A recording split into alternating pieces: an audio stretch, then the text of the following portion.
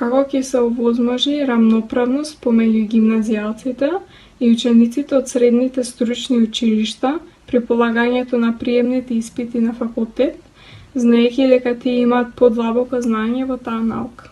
Учениците кои сакаа да се запишат на факултет досега полагаја подеднакво иста државна матура. И гимназиските и стручните училишта.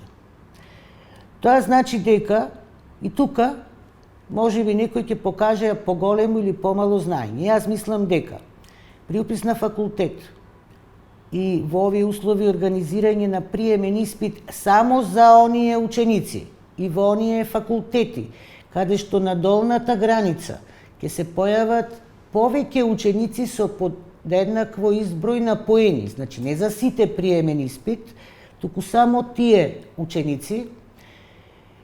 Многу е важно индивидуалните знаења што со себе ги носи некој ученик. Имало случаи кога ученик од гимназиско образование многу бил поуспешен на медицински факултет на приемен испит, отколку од медицинско училиште.